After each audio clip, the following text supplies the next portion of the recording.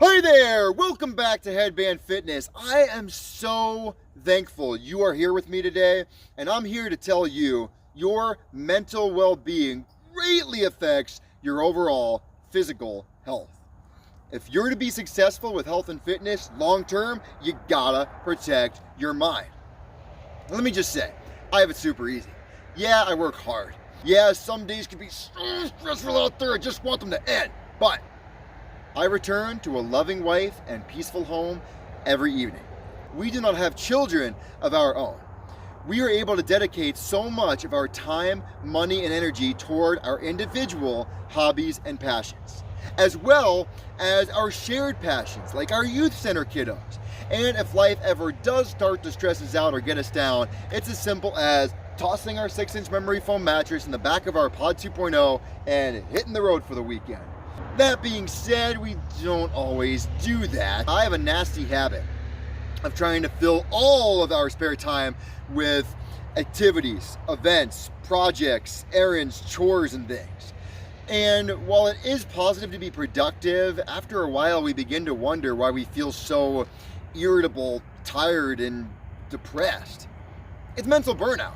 And as easy as we have it in our life, if we can experience mental burnout, you can too.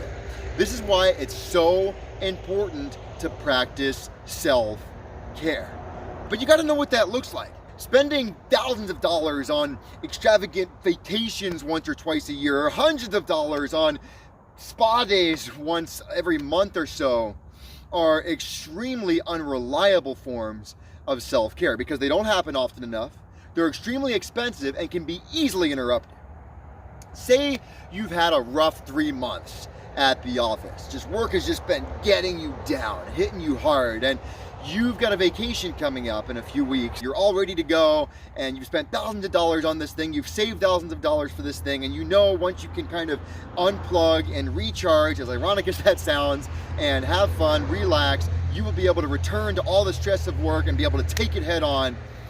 When all of a sudden, about a week before you're supposed to take off on your awesome trip, some unforeseen thing comes up, smacks you upside the head, rendering you unable to go on your trip.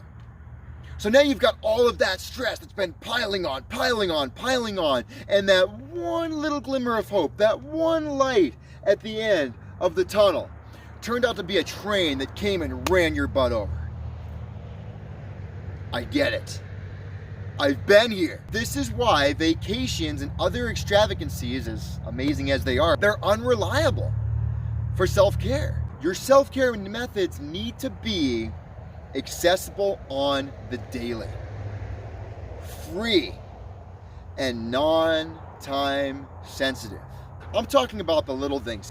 I'm talking about reading a chapter of your favorite book, listening to your favorite song, watching that silly, stupid, ridiculous YouTube video you've already seen 1,000 times, but never ceases to bring a smile to your face. Calling, texting, or even video chatting a close friend or family member. Doing some yoga, hitting the gym, going for a walk, meditating, praying. That's actually one of my favorites. And no, God doesn't get offended if I decide to keep my eyes open while I'm praying and driving. He doesn't expect me to close my eyes, Jesus, take the wheel. But find these self-care methods that work for you and practice them on the daily. Don't let anyone tell you they're vanity projects, because they're not. There's always going to be people who will say things to you like, whoa, back when I was your age, I worked twice as many hours as you, and my job was twice as hard as yours, and I raised twice as many kids as you are now, and I never took any time for myself or practiced any self-care, and I turned out okay. If anyone tells you that, first of all, they're being toxic, and second, is their version of okay with you? Because this is your life we're talking about here. Unless you're just seeking their approval, which you probably will never get it. These people are not usually rays of sunshine. They're usually old grumps who have been victimized by other grumps acting grumpy toward them. Learn how to break this grump cycle by practicing self-care and encouraging others to do the same. Now, while we're on this rather deep subject here, there's something else I really want to drive home. If you ever begin to have thoughts along the lines of, I hate myself. I hate my life. I'm worthless.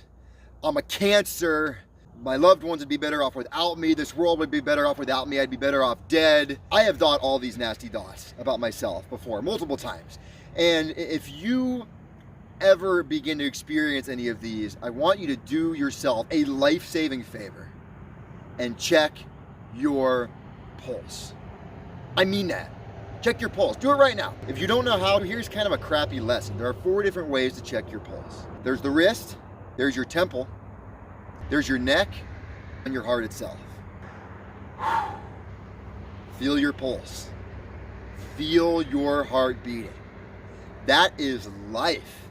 That is purpose. That is value. And you have all 3. You are alive for a reason. You have purpose. You have value. Don't ever forget that. Thanks for watching.